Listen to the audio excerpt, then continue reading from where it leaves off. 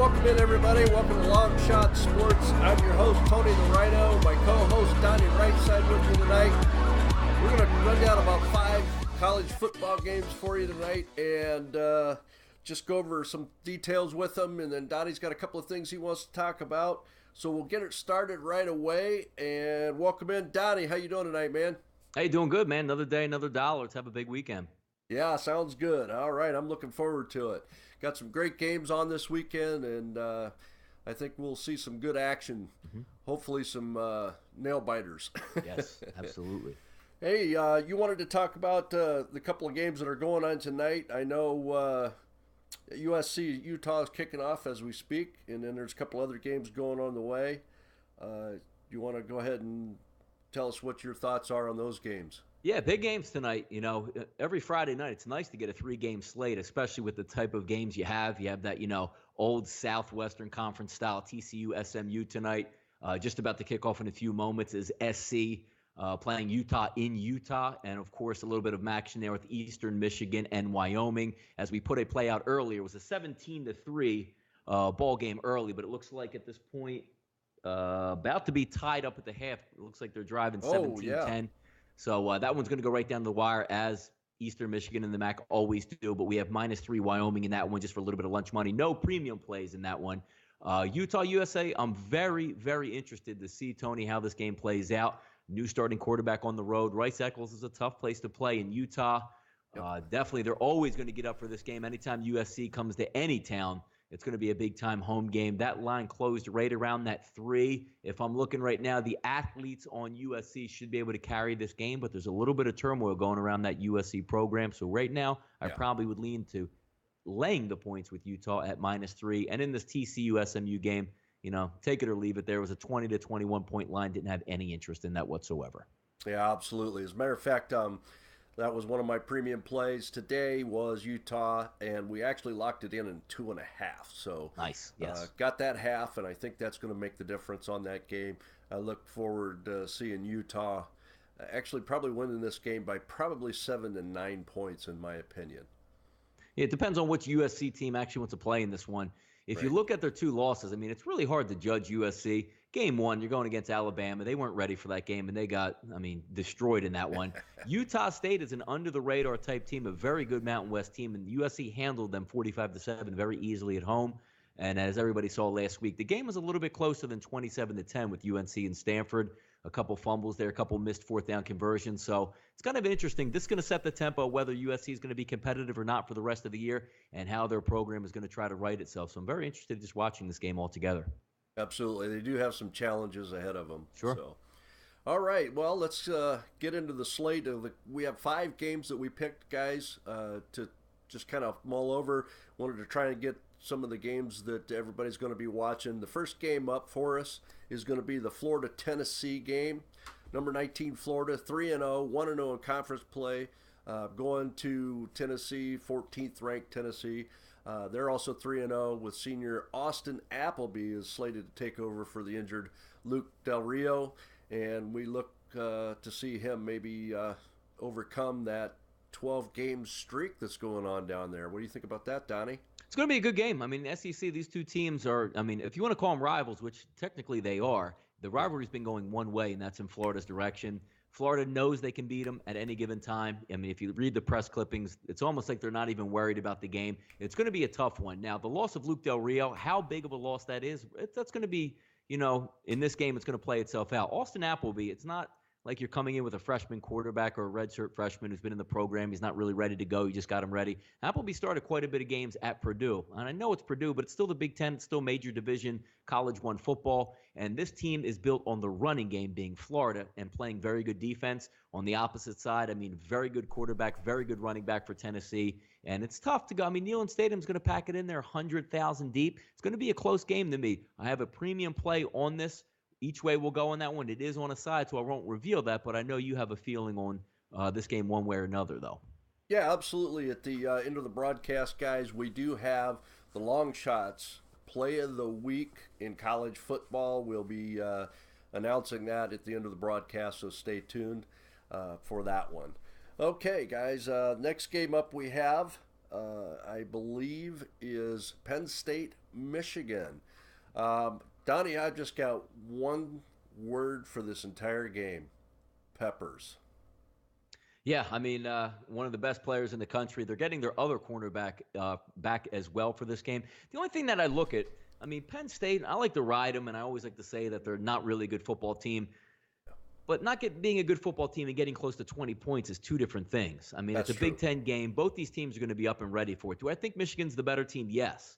Yeah. Both linebackers are banged up for Penn State. Probably two of their better players on their defense altogether, which is not going to help. I'm not the biggest fan of Trace McSorley. They do have Barkley at running back, who was dinged up a little bit last week with his ankle, but he is probable and ready to go. If you ask for a side in this one, even last week, 45-28, Colorado did end up getting the cover late versus Michigan. I sort of see that type of ball game. I mean, if it's 24 or 27, Harbaugh does like he's not that typical coach that's going to take a knee. I mean, they're going to play it right down to the end. But if you're just asking me again, I always am going to take, it's a key number. If somehow it drops to 17, I mean, you're going to like Michigan. It's sitting somewhere around 18. You probably would lean towards Penn State. Do you have an idea of which way you'll be leaning on this one, Tony? You know what? At this moment, I'm still a bit of a toss-up on it, but the line is actually at 17.5 right now. Yeah. So if, like you were saying, if it does drop to 17, I would probably tend to lean to Penn State, because they do play each other tough, and it's always a tough game. Yeah. You're right. I mean, they're a little bit thin at defensive back. Michigan does like to run the ball, and stats-wise, they're, I think, if I remember right, somewhere around 89 yards per game difference.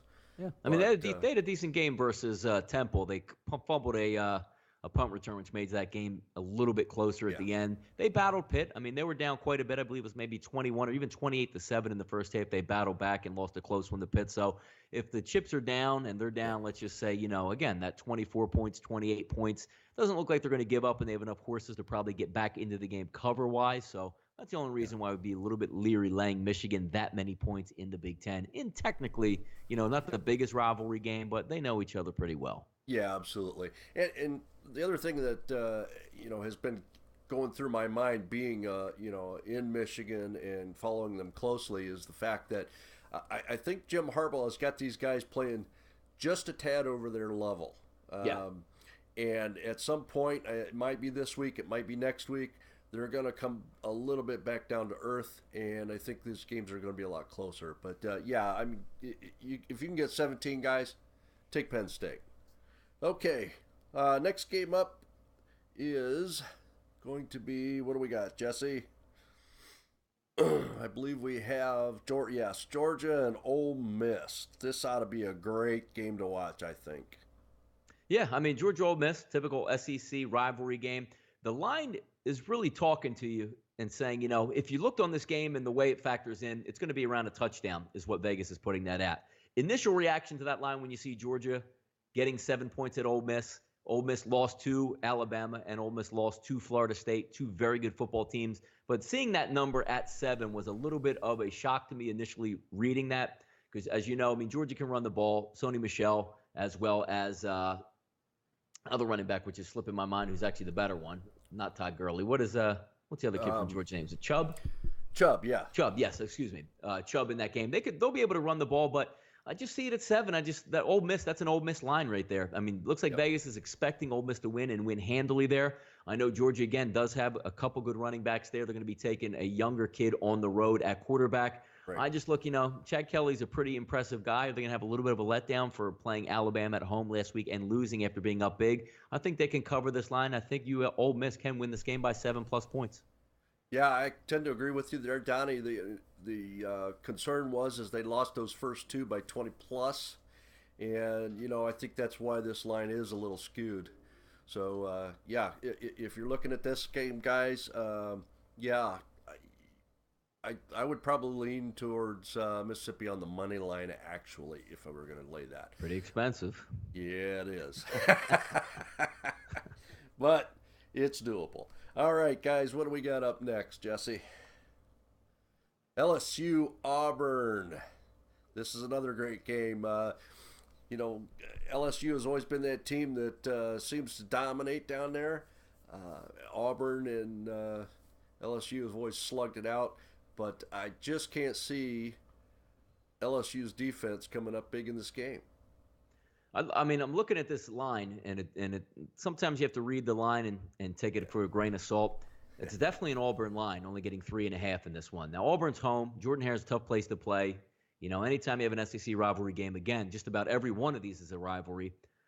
You tend to lean towards the home team in these. But LSU made a switch at quarterback, which I think is going to play very big down the line. They finally have a kid who can sit back in the pocket and deliver just a simple passing game. You have a lot of athletes on LSU and probably the best running back in the country.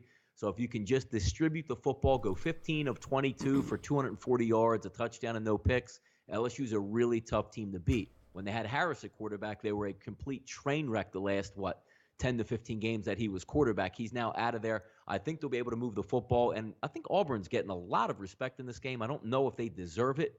Good home team in the past, but it's not the same Auburn team as normal. I mean, even if you take a look at some of the teams that they played this year, they haven't been that impressive, but they haven't also been playing, huge type caliber games. Even though, I mean, Clemson struggled. I know Clemson went there, but that's an opening game. You're going to expect somebody to struggle there. Arkansas State, they handled easily. Arkansas State's not a very good football team. Last year's Arkansas State team, if they beat them 51-14, would have been another story. Texas A&M right in there, handled them 29-16 at home. I see more of the same. That 29-16 game is actually a perfect type of ball game. I see this as. I think LSU can go in the Jordan Hare and get the cover here. All right.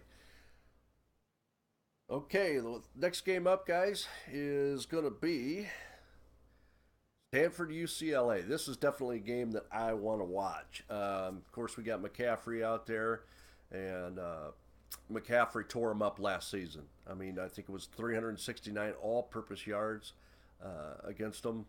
But UCLA is definitely showing that they are a team to be trifled with. So, Donnie, I mean, do you see Stanford pulling out another victory like that? I mean, you would like to think so, but again, this is another one where that line is screaming at you to take UCLA. You have a top 10 team going into UCLA who's 2-1, Stanford's 2-0. You have the Heisman Trophy, from opening. I don't know, he's obviously not going to win it again the way Lamar Jackson is playing, but a Heisman Trophy type guy where everybody knows in a primetime game, everybody loves Stanford, and you should love Stanford, but that line is sitting at 3.5. All the money is pouring in on Stanford, and that line is still hanging steady there. It's not making any major movements there. Rosen's a very good quarterback. They're at home in a statement type ball game. If you're asking me to just look at that line, I don't like the game either way, but if you said, hey, Donnie, pick a side on this one, I'm going to take UCLA if I can get the 3.5. Yeah, I tend to agree with you on this one. I think they're going to be keying in on McCaffrey a little bit more this year. They know what he can do. They probably have a little bit of revenge in mind. So, yeah, if you can get the points there, I think that's a good call on that. Is there any other games of note out there for tomorrow, Donnie, that you think we should be looking at? I mean, there's a couple interesting ones. I do have a side, which I'm not going to reveal what it is until tomorrow, between Louisville and Marshall. It's a very interesting spot. Louisville, definitely the nation's darlings. How do you stop them on offense? They shredded a very good Florida State team. They're going up to Marshall, who just got 55 points late. I think it was 55 points, maybe even more late on them by Akron. So they're in a little bit of a mess on defense, but it is a primetime game. But you have to look ahead at these sandwich games. You had Florida State last week in a statement game at home, maybe the biggest game that's ever been played at Louisville. They came up big. They're going on the road to Marshall out of conference. Clemson already played last night and won, so the utmost importance, the focus is also almost immediately shifting to a huge top 4 battle next week versus Clemson. Are they going to be ready for this ball game? Do they show up and say, Lamar Jackson, I'm a Heisman Trophy. We're going to do exactly what we did to a weak defense at Marshall? Or do they sort of have a little, goggles of down the road saying, hey, we can throw our helmet out there and beat Marshall. Let's go with a big game next week. That's going to be one to definitely see. I'm interested in that game. It's going to be a later game, and we'll see how that one plays out. Yeah, that's an 8 o'clock game on CBS, and right now that line is at 28, and the total's at 74.5. Yeah, I mean, that's, you're going to get used to that with Louisville. I mean, regardless, they're putting 40-plus points up, so. Yeah, that's a lot of points, boys, so that's one to be looking at. All right. There was a couple other games that just real quickly wanted to touch on. One of them I thought might be an interesting game was Central Arkansas and Arkansas State.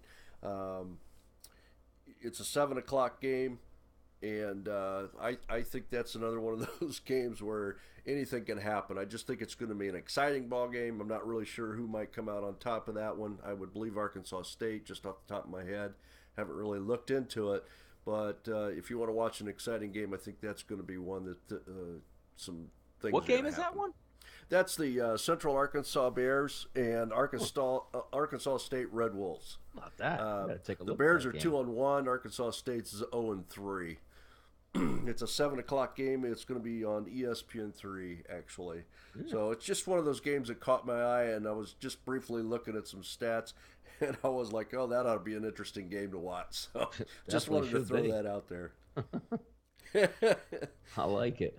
Yeah. What do you think about that Colorado Buffaloes Oregon Ducks game? They're both 2-1. It's a 5:30 game. Total set at 68, and Oregon's getting 10.5 on that one, Donnie. Yeah, interesting game there. Oregon's completely off the radar for me, not because they're not a good football team, just too many injuries to take a look at this point. Sure. Freeman in the backfield's banged up. They lost their best offensive lineman and their world-class speed wide receiver. So until I see something out of them, I can't really take them. They'll probably, again, as I said, won't be on my radar for pretty much the rest of the year until they settle into Pac-12 play, just to see how they turn out. But I will be watching it because I want to see how Colorado does, because that's one of those under-the-radar teams that might be covering some lines later in the year. Okay. Sounds good. One other game that I wanted to touch is BYU and West Virginia.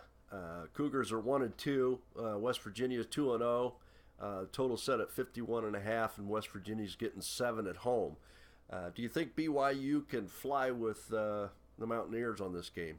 Interesting, since that's a I don't want to say a neutral field, since it's going to be played at FedEx, which is close. Right. Not really a home game for BYU, or even halfway distance there. It's right in West Virginia's backyard. I do think BYU can hang within that number. Taysom Hill's a very good quarterback, injured a lot, but he has been there a long time, veteran leadership. They have a very good running back. I think they can hold it close. Rochelle Shell for West Virginia's good running back. Skyler, the quarterback, is a very good quarterback also. I do see a little bit of points, probably going to end between 50 to 60 total points in that one. I'm not actually sure what the over-under is, but I think it's going to be a good close ball game. I think BYU can hang around and get the cover in that one.